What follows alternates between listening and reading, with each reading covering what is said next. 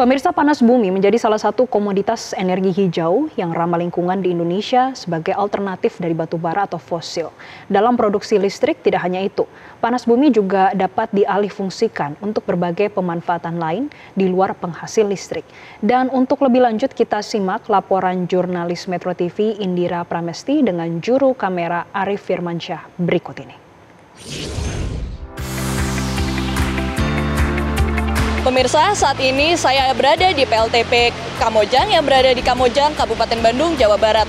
Dan saat ini PLTP Kamojang sudah beroperasi sejak tahun 1982 hingga saat ini. Dan juga menjadi PLTP pertama yang beroperasi di Indonesia, serta juga menjadi PLTP yang menghasilkan hidrogen hijau pertama di Asia Tenggara. Dan untuk mengetahui lebih lanjut mengenai PLTP Kamojang beserta dengan panas bumi, mari kita simak lagi liputan lebih lanjut.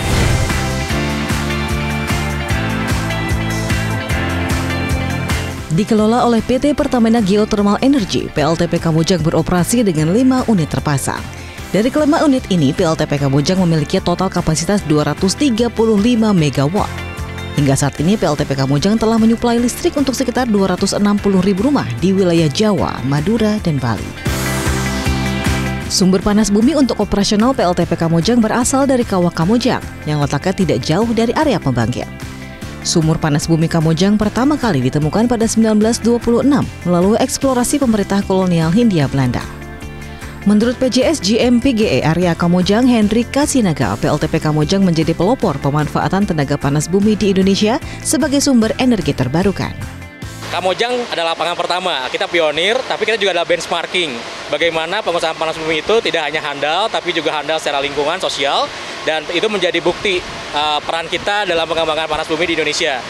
Kamojang selalu menjadi benchmarking, patokan bagaimana kalau kita mengembangkan usaha panas bumi dari awal hingga memaintainnya dalam kondisi operasional yang handal. Panas bumi tidak hanya digunakan sebagai pembangkit listrik, tetapi oleh Pertamina juga digunakan dalam program CSR-nya, yaitu dry house, di mana dry house ini digunakan untuk mengeringkan kopi yang datang dari petani sekitaran wilayah Kamojang.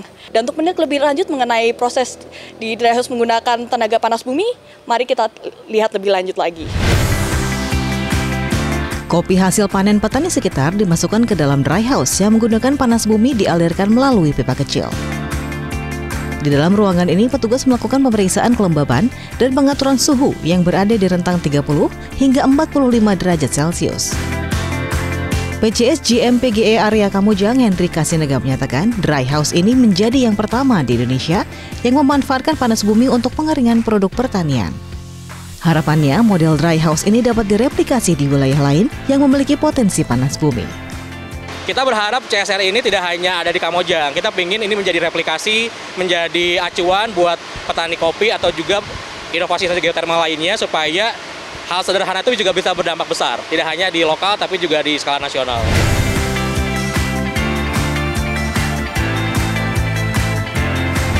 Begitulah pemirsa, penggunaan panas bumi yang tidak hanya digunakan sebagai pembangkit listrik, tetapi juga sebagai dry house yang merupakan program CSR dari Pertamina Geothermal Energy yang digunakan oleh petani kopi sekitaran Kamojang. Dari Kamojang, Jawa Barat, Indira Pramesti, Arif Firmansyah, Metro TV.